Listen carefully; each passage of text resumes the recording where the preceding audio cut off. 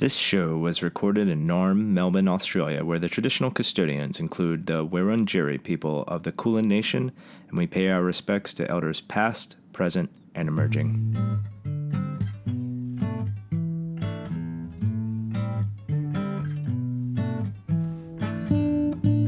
I'm Trip Collins, and this is Book Science, the podcast that explores how the best science books are written and why they matter.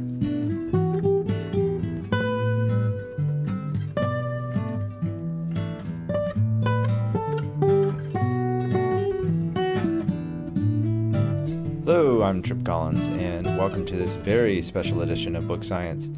Today is going to be a little different. I usually keep it positive when I write a book review. I may have even said that I only talk about books I love. Why is this? Because bringing a book into the world is an act of love. It's an act of generosity. It's very difficult to do. And if I read a book that doesn't blow my socks off, then that's okay. I don't need to talk about it. Well, today we have a special case of not a new book, but a new edition of a book that was first published over 60 years ago. And I found the update so distasteful and disrespectful to the original edition that I simply cannot let it go. Today we are talking about a new edition of an absolute classic text in the world of wave science, and this is Waves and Beaches by the legendary Willard Bascom. The proto-text for this book was first published in Scientific American in a duo of feature articles. First in 1959, there was a Waves article, and then another in 1960 called Beaches. Eventually, the two were combined and expanded into a 276-page, 76-figure monograph called, of course, Waves and Beaches. Waves and Beaches was published in 1964 by Doubleday Anchor Books as part of the Science Study series. This was an initiative to revamp educational materials at the collegiate level by publishing books written by experts for students and laypeople. The series lasted for about 15 years, approximately 1949 to 1974, accounting for 72 books with notable authors such as physicist George Gamow and chemist and, of course, sci-fi extraordinaire Isaac Asimov. One of the board members of this book series was an editor at Scientific American, which points to a direct connection from Bascom's feature writing to the existence of the book Waves and Beaches. So a second edition of Waves and Beaches was published a little over 15 years later in 1979, or maybe it was 1980. The second edition is advertised to be an extended and updated edition. Indeed, it's about 100 pages extra material was added, and I think it was this second edition that I first read many, many years ago when I was in graduate school. Here we are with a third edition published in 2023. This time, the book is 354 pages with around 180 figures and images. This edition is a picture book. It was evident upon reading that the majority of the effort in putting together the third edition was put into the images. And I'll give credit where credit is due. Most of the images are very beautiful, but the connection between the text and the images have become a little tenuous in this third edition, which is fine if a picture book is what you want. If you're looking for a modern understanding of wave physics, you will not find it here. The material in the book related to the science of ocean waves, to a large degree, is a verbatim capitulation of the original 1964 edition, which is fascinating as a time capsule of wave measurement and survey technology from the 1940s and 1950s, but it has little connection to modern wave science. A weak update would be disappointing by itself, but I am sorry to say it gets worse. So Willard Bascom actually died in 2000. So this update comes not from Bascom, but from a new author, Kim McCoy. McCoy's contributions include a series of more or less incoherent rants about climate science. To be clear, he's not a climate change denialist. If anything, he's probably ideologically aligned with climate activists, but it is clear that he does not understand the science of climate change, and his writing on the topic is confused and confusing. If I were to give the benefit of the doubt, then I would say McCoy had good intentions. Climate change has become central to earth science and oceanography, and he wanted to bring that into this new edition of Bascom's book. But the reality is that there isn't a straightforward climate story to tell related to ocean waves. Instead of leaning into that nuance, he demonstrates a lack of understanding of the science. In short, I think his heart may have been in the right place, but in terms of describing the science of climate change, he was clearly out of his depth. But before we go there, here's a quick too long didn't listen summary for this episode. If you want to sit through wave science class circa 1950 and then listen to your left-leaning deadhead uncle ramble incoherently about climate change, this is the book for you. Otherwise, maybe skip this edition. And that is the synopsis. If you don't want to stick around for the full breakdown, thanks for listening so far. I'll catch you in the next one. If you're sticking around for the juicy details, let's get right into it. The real failure of the third edition is that McCoy does not offer a good faith discussion of climate science. I started my research into this episode apprehensive about making definitive statements about the accuracy of McCoy's climate writing because I am not an expert. So I did the responsible thing. I reached out to a real deal, actual climate expert, Dr. Kevin Walsh of the University of Melbourne. He's not just an expert, but perhaps the world-leading researcher on climate change in its relationship to storms on planet Earth. He helped me clarify what the science actually says about climate change and storms. We'll return to climate change in a minute. For now, let's start with the book's tone. And there are two distinct and contrasting tones. We have Bascom. He is the professor with a penchant for poetry. And then there's McCoy. He's the guy telling tall tales of his glory days at the local pub. Bascom's tone is very much like an engaging college lecture or an undergraduate textbook. When the first edition came out in the 1960s, it was the only book written for a popular audience about the science of ocean waves. There were more academic texts from Blair Kinsman and Owen Phillips, but Bascom wrote towards the public, or at least college students. His approach was descriptive. It wasn't cutting edge, and that made parts of the book more resilient to aging. But when he talks about measurement and technology, the book really shows its age. From my early encounter for the second edition, I can only recall that there was substantial material dedicated to shallow water waves and beaches, which I wasn't super interested in. I also remember it wasn't very useful as a graduate student because the description of the science, while sound, was relatively basic. The last thing that stuck with me was it was an enjoyable read. And this is important. Waves and Beaches stands out as readable in a field where there are very few texts aimed at a popular audience. So I think given the lack of alternatives, people who are interested in ocean waves, they go looking for some deeper reading. They don't have the requisite science or math to get much out of Kinsman or Phillips or any other textbook. So they go to Bascom. Now, I'll mention briefly, there is also a very popular book called The Wave by Susan Casey. And The Wave is, in my opinion, much more about big wave surfer Laird Hamilton than it is about the physics of waves, and that's okay. All this to say that Bascom, is a perfectly good place to end up, all things considered. It was well written. There's nothing else as a good alternative. Bascom, the person, seems to be a bit of a character. He studied at Colorado School of Mines. He worked in the mining industry before joining something called the Waves Project at the Scripps Institute of Oceanography in the 1940s. And that's how he ended up measuring currents and pressure from underwater nuclear tests with none other than Walter Munk, and then led a project called Project Mohole, which was the first attempt at deep sea drilling. Bascom wasn't shy about controversial opinions. In a 1974 Scientific American article, he wrote, and I quote, "Contrary to some widely held views, the ocean is the plausible place for man to dispose of some of his waste. If the process is thoughtfully controlled, it will do no damage to marine life." There's Bascom advocating for more or less dumping our waste into the ocean during the height of the environmental movement in the United States.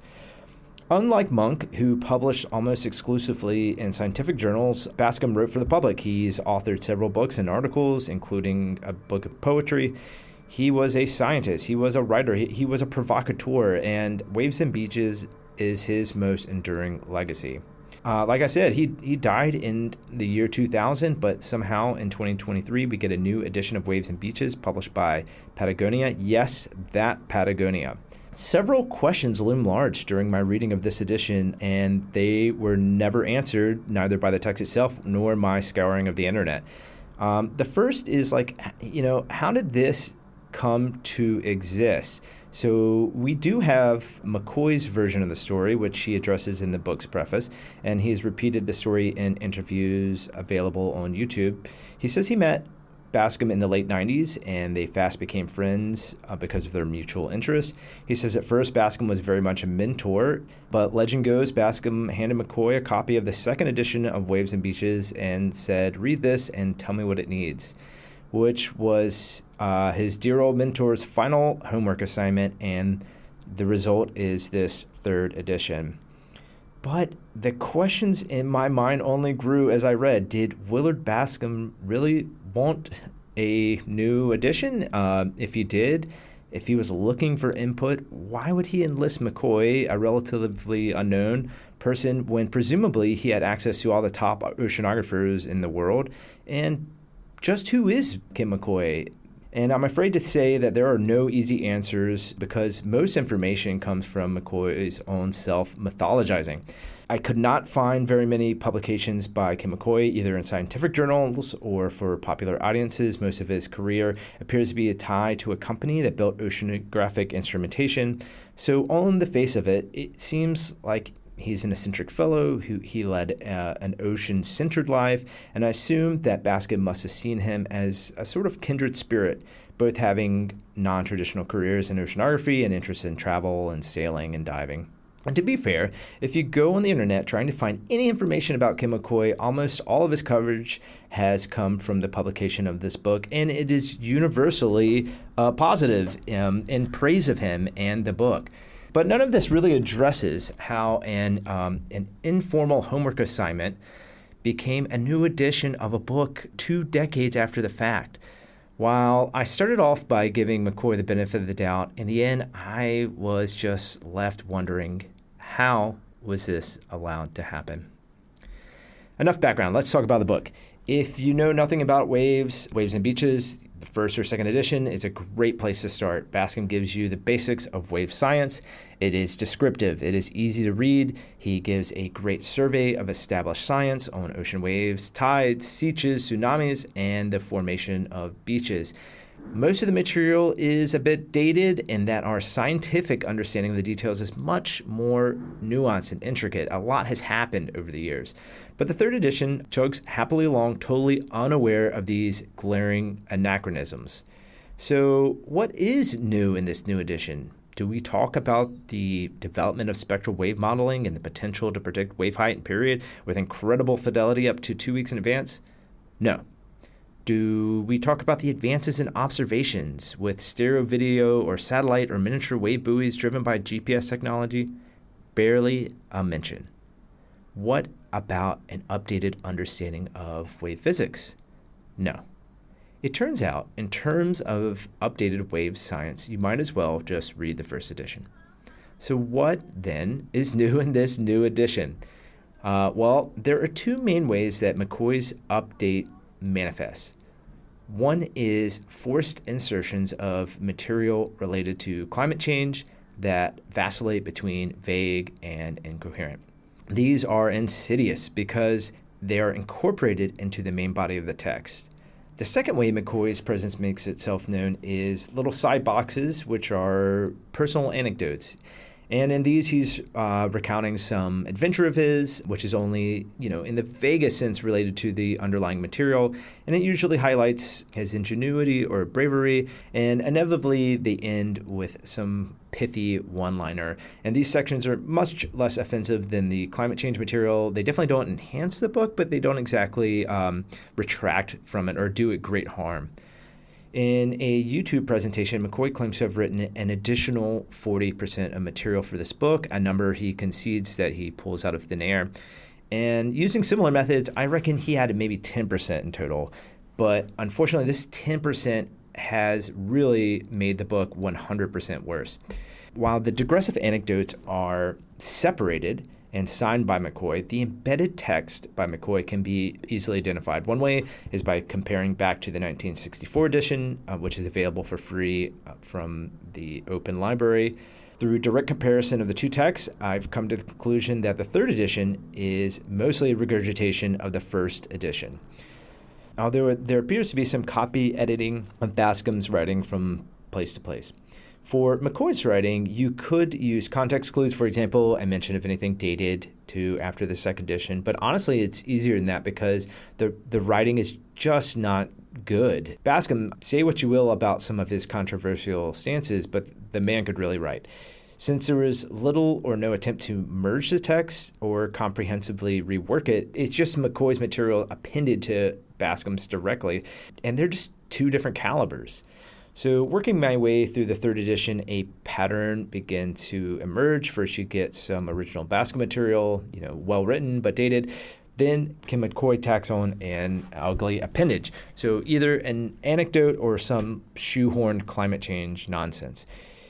Here is an example from the introduction. So Bascom is explaining different kinds of waves that can exist on the sea surface, including wind waves, tsunamis, and tides.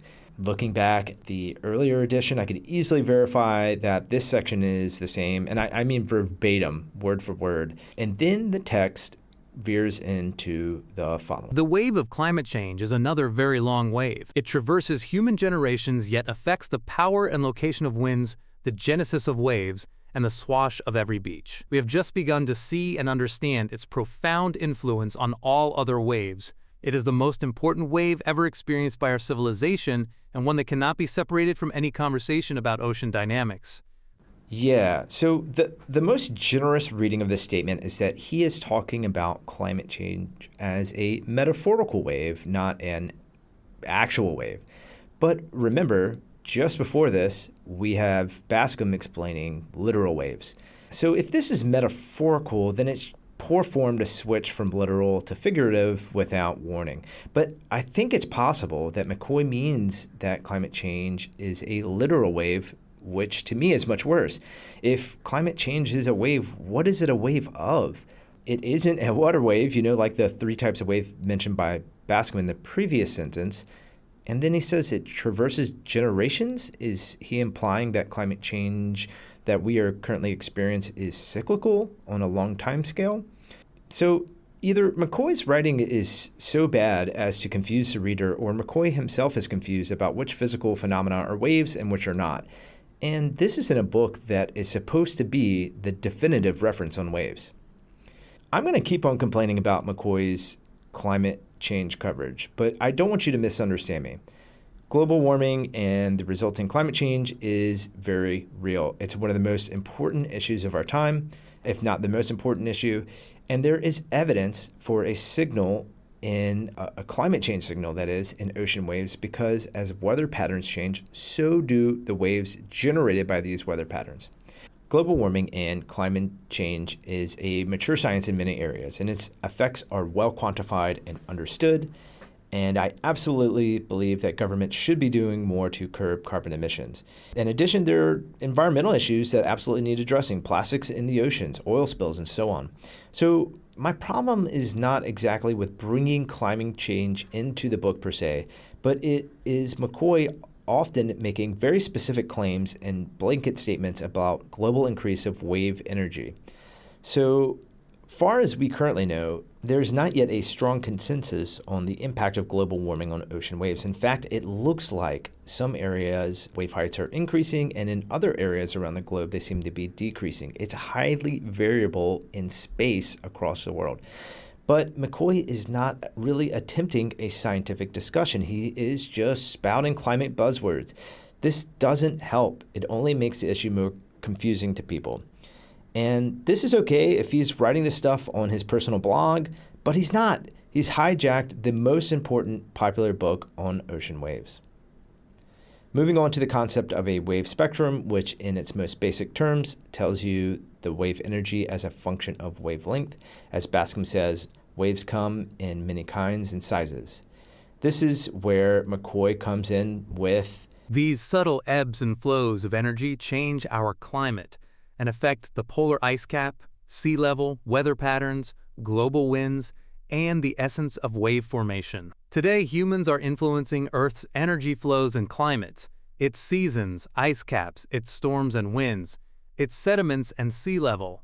We have become part of the spectrum. And here I introduce you to another recurring motif in McCoy's writing. This is the long list of loosely connected stuff. This particular list is capped off with, "We have become part of the spectrum." And I don't want to insult your intelligence by explaining this, but the literal interpretation of this statement is absolutely meaningless. So you might assume that McCoy is returning to using a word in a figurative context directly after it was used in a literal context. But "we have become part of the spectrum" makes even less sense as an analogy. It's not even wrong. It's just awful. When Bascom introduced wave periods, which are the time between successive crests of a wave, he explains there are short waves and there are long waves, like swell, that have periods of 20 seconds or more. McCoy follows up with, Occurrences measured in years, such as El Niño's Southern Oscillation, ENSO, bring storm waves. So if there was any doubt that McCoy is conflating weather and climate variations with actual ocean waves, here is the proof. Bascom is talking about waves as oscillations of the sea surface, and then McCoy jumps in and says, hey, there are these other oscillations too, one's related to climate. To be clear, ENSO is not a water wave. ENSO is not even a periodic phenomenon. ENSO is an irregular climate pattern in the atmosphere and the ocean that plays out over multiple years. This is nothing if not confusing.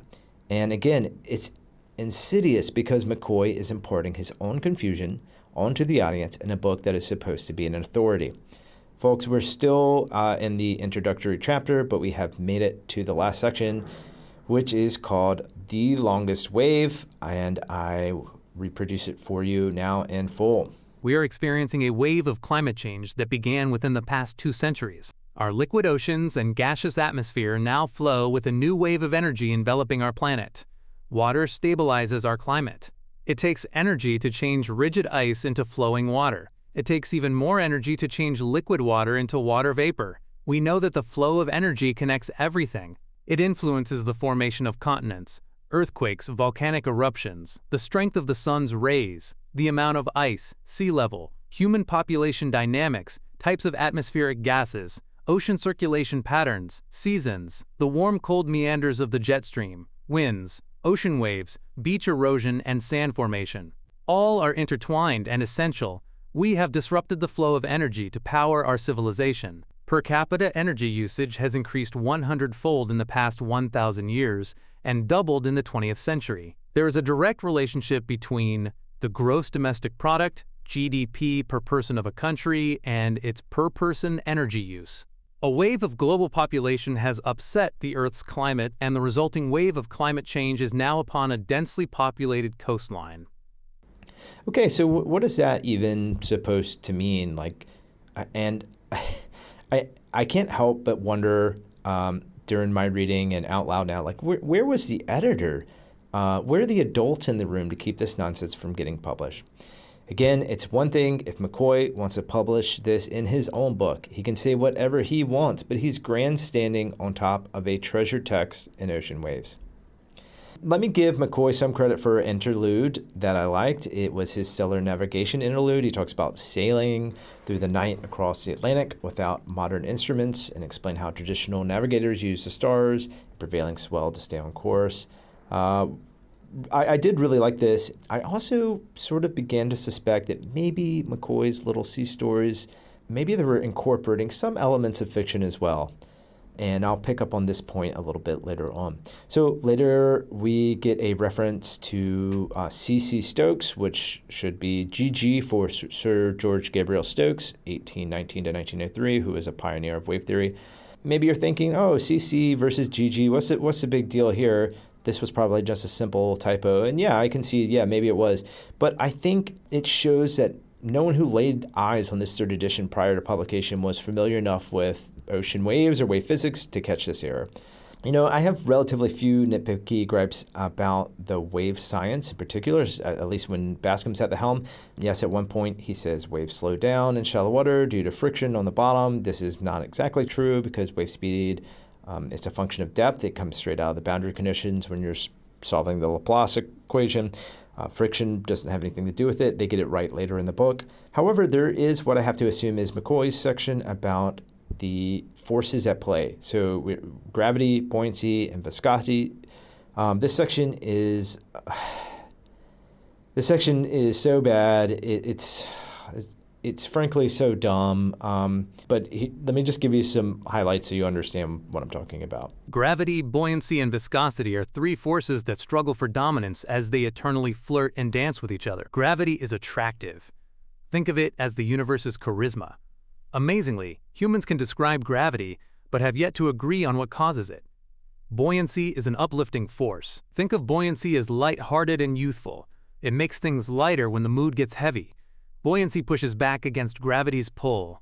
Viscosity is the stickiness of the universe as energy spreads out. Understanding the twirling dance of gravity, buoyancy, and viscosity is important.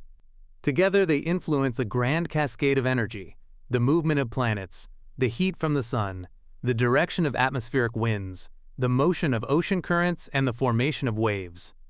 Our waves and beaches are the exhibition of a dynamic act, performed on a moving dance floor, propelled by wind, tide, and climate. Okay, so I don't really even know where to start with that mess, but I've been talking for a long time already, and we're not even out of the introductory chapter, so I'm just going to leave that there and let you think about whether that is enlightening to you or not. But I had to include it because its existence in print, let alone in a science book with a previously solid reputation, it just strains credulity. Like, I can't believe what I'm reading. Fortunately, this botched description of forces was directly followed by Bascom at his best. And I'll just set up this quote a little bit. So we've just finished learning about waves from linear wave theory and some laboratory experiments. And we're sort of transitioning into studying real waves in the field. And here's Bascom. We fling open the laboratory door, stride out to the edge of the cliff, and look at the sea. Good grief! The real waves look and act nothing like the neat ones that endlessly roll down the wave channel or march across the blackboard in orderly equations. These waves are disheveled, irregular, and moving in many directions. No alignment can be seen between a series of crests. Some of the crests actually turn into troughs while we are watching them. Should we slink back inside to our reliable equations and brood over the inconsistencies of nature? Never. Instead, we must become outdoor wave researchers. It means being wet, salty, cold, and confused. So yeah, I love that bit of Bascom's writing. Things can continue on. Bascom punctuated by McCoy until we get a whole chapter entitled Winds and Waves of Climate Change. So right away, McCoy is going in on his lists. He's just like naming example after example of recent natural disasters. And while I am sympathetic to arguments that an uptick in these events may be related to climate change, his presentation is wholly untethered from scientific explanation. It's simply just implied that everything bad happening in the world is a direct result of climate change. This is annoying, but it's forgivable in the absence of saying something coherent about the connection between ocean waves and climate. McCoy is clearly out of his depth, but I kept on wondering why he didn't talk to someone, like anyone who is an actual expert on the stuff that he thought was important enough to include in this new edition. Instead of presenting actual scientific evidence, he just sort of name drops calamities, doing the reader disservice in the process. Anyone with access to Google could fact check any one of his claims. Like, for example, he says in 2017 and 2018, there was an increase in an index called Accumulated Tropical Cyclone Energy, also known as ACE, and this increase was due to climate change. A short search on Google Scholar pops up a very highly cited paper that claims that ACE has actually decreased over the years 1990 to 2021. So what's up with that? Then we get McCoy's blender analogy.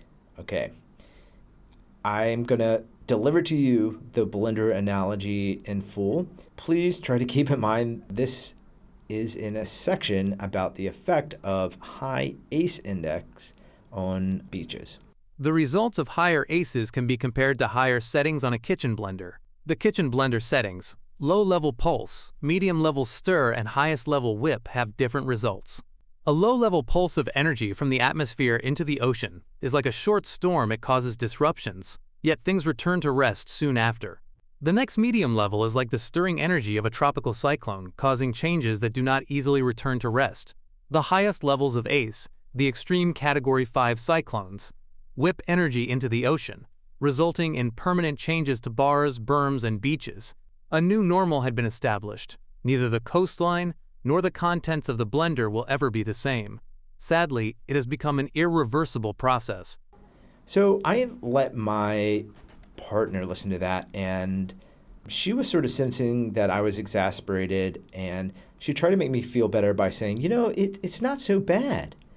And I think that is part of the reason why it's so terrible, because it almost makes sense, but only in the most superficial way. Like once you dig into it, any part of it, all of it falls apart.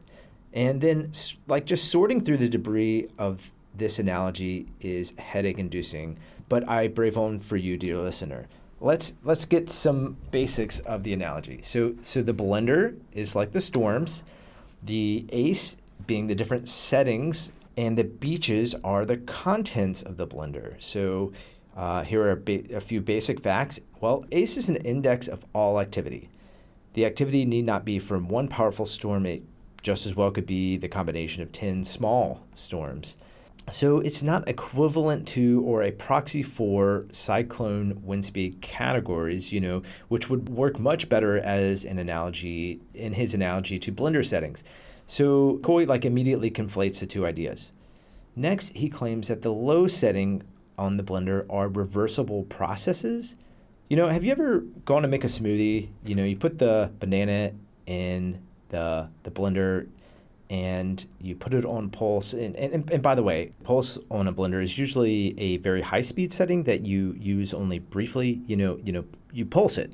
It's not the low steady speed that McCoy thinks it is. Anyways, I've been reduced to explaining blender functions.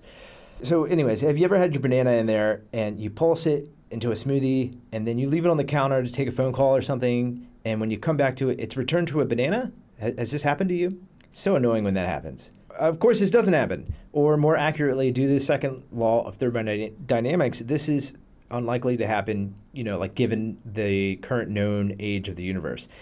This is the meaning of reversible. Blender settings do not differentiate reversible and irreversible processes. McCoy continues, and I quote, "Any increase in the speed or the duration of the wind will cause larger waves to form, and the increased energy in the waves will pour devastatingly on the land." I think he's trying to say that climate change leads to worse storms, making bigger waves, leading to permanent beach change. So my reworking of the claim is more coherent, but the language is too imprecise to test. Let's take the first point. Is climate change leading to worse storms? I don't know. It's not my area of expertise, and that's why I phoned a friend, Dr. Kevin Walsh, who set me straight. In our conversation, Kevin said something fascinating. When we're talking about events related to climate change, there are two problems that come up: detection and attribution. Detection is about finding trends. Are the existing observations or model results sufficient for detecting a trend over time? And is that trend significant, or could the trend result from randomness in the data? Examples of processes where detection is strong because the observations go back hundreds of years would be heat waves and sea level rise. Tropical cyclones, on the other hand, are rare events, relatively rare. And we don't have a lot of confidence in the trends from cyclone data because we actually didn't have good data on their frequency of occurrence until we started tracking them with satellites in the 1970s. So that's detection. Attribution is the issue of finding a causal connection between a detected trend and climate change. And this part's tricky as well. The first issue addressing whether storms are worse is that the word worse is a bit too imprecise. So we need to talk in terms of measurable characteristics of a storm, the number of storms per year, or their intensity, which is usually the maximum wind speed, or rainfall rates, or the resulting storm surge. Keep in mind there are two main ways of going about analyzing the occurrence of events in relation to climate change. So one is using past data, or hindcasts, which are models that look into the past to infer current trends. So let's say I've been measuring sea level in Cape Cod for 100 years. I can look at that data and ask of it, is the sea level changing over this time period? That would be the current observational evidence. The other way to investigate climate is to use models to make predictions into the future, about the future based on possible climate scenarios. For example, if it warms by 2 degrees, what does that do to the intensity of storms in my model? How about 5 degrees? This looking into the future is called making projections. And Kevin says this, and I quote, "For future total tropical cyclone numbers, the confidence in global projections is still hampered by differing model results. Although most models suggest a decrease in global numbers, in the observations to date, there is no strong observed trend in tropical cyclone numbers in the southern hemisphere over the past 3 decades. There is a consensus among the model projections, though, that in the southern hemisphere, numbers will decline and or shift poleward. Regarding intensities of tropical cyclones, there might already be some upward trend in observed intensities in the existing data, but the trend is not strong. For future projections, the general consensus still remains that the strongest tropical cyclones will become more intense. Storm surge will very likely increase due to sea level rise projections that are very confident. Some studies in other regions of the globe have suggested that the climate change is already having an effect on tropical cyclone rainfall. Rain rates in tropical cyclones are likely to increase due to increased evaporation in a warmer world. Regarding extratropical cyclones, like tropical cyclones, the prediction is for extratropical cyclone numbers to decrease in the future. Rainfall rates are likely to increase. There is some indication that winter extratropical cyclones will become more extreme. In the southern hemisphere, there is a projected poleward shift. Those are the details. And it's not easy to generalize, but it sounds like our current understanding of the impact of global warming on storms is that there will be fewer storms. The intense storms that do develop will be more intense. Rainfall rates will increase. Storm surge will be exacerbated due to sea level rise. And there is a general poleward shift of storm tracks. These studies don't say anything about whether or not the storms are more or less likely to be landfalling. It's difficult to make any definitive statements about impact on populations or societies. So, given this, it's hard to infer any strong conclusions, and it's certainly not a recipe for guaranteed catastrophe for all coastal dwellers across the globe. Of course, that won't be a great consolation to the unlucky few that do get hit by a devastating storm. So, storms getting worse due to climate change, it's not straightforward, but if they were getting worse, the waves would be bigger, right? Moving on to his next claim, waves would be getting bigger. And specifically, McCoy says, any increase in the wind speed or duration of the wind will cause larger waves to form. And here I didn't need to reach out. I am in a position to answer with expertise, especially since Bascom literally described the 3 ingredients for wave growth, the third of which McCoy forgot about. And so waves in tropical cyclones are what we call fetch limited. It means that waves can't get any bigger, not because the wind isn't strong enough, but because the area over which the strong wind blows is not big enough. This is why extratropical cyclones, which have much lower peak wind speeds, but have much larger spatial extents, they can generate waves comparable to or much larger than tropical cyclones. McCoy's getting even the basic physics wrong. Well, what about the third claim about permanent beach change? There's a whole field of people who study beach change, and it is well known that sometimes big changes happen to beaches after storms. But I don't think anyone really talks about permanent versus impermanent change because it doesn't really make sense as a concept. If the changes were permanent, then that implies that they would no longer be subject to change. But of course, beaches continually change.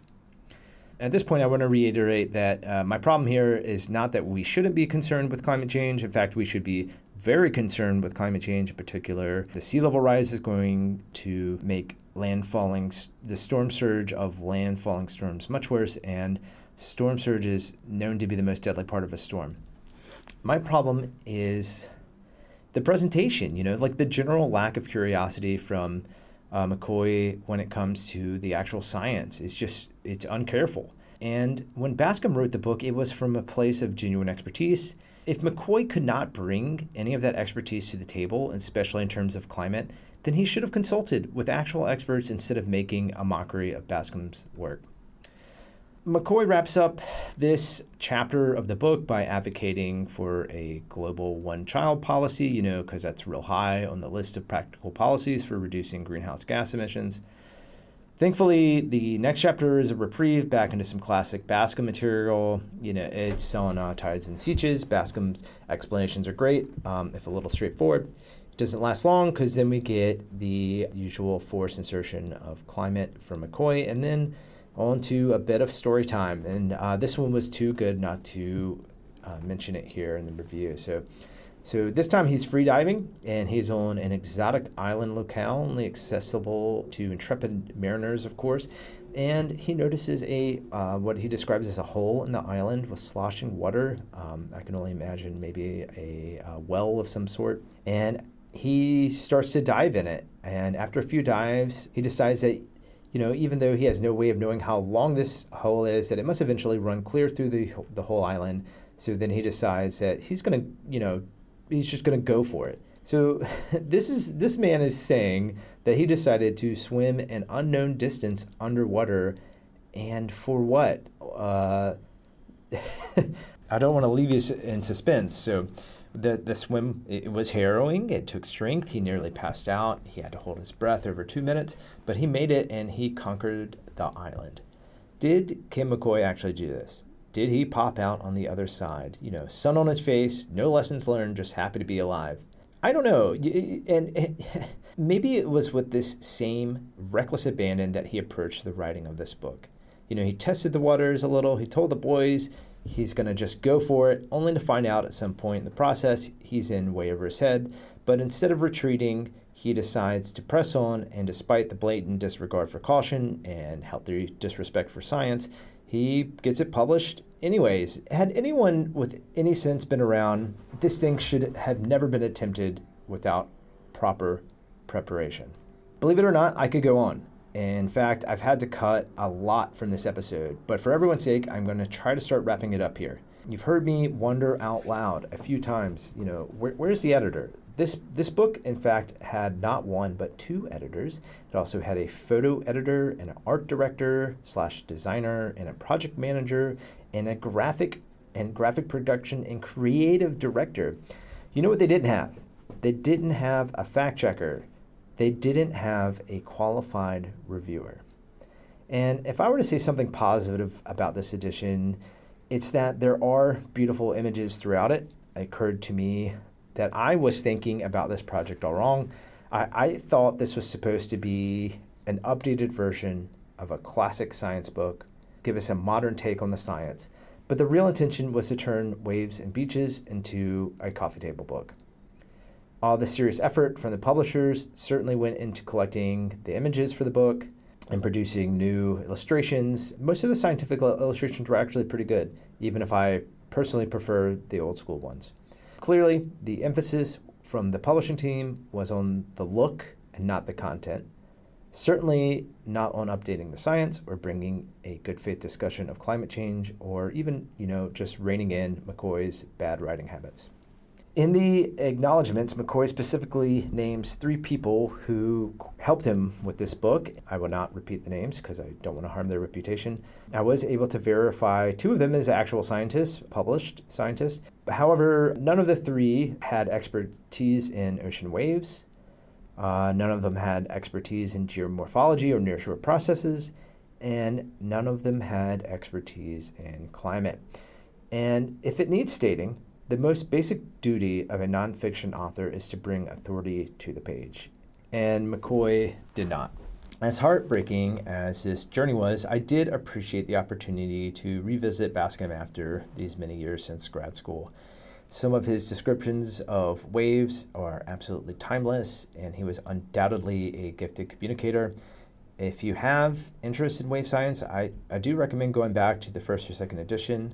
And I wanted to end this review with a list of my favorite McCoyisms throughout the text. But then, like the gift that keeps on giving, I discovered something strange.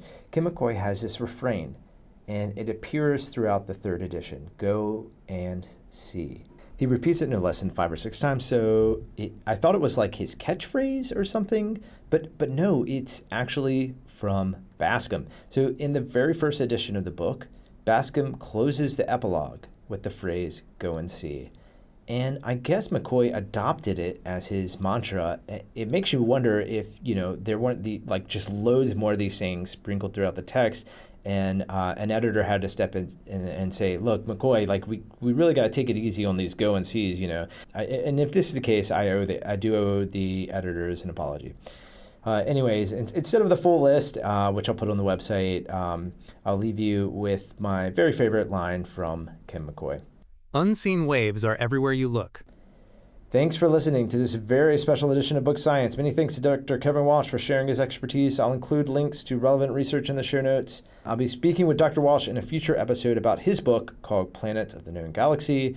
If you want more, I'll be posting figure comparisons and further commentary on the website and Patreon. Until next time, stay curious.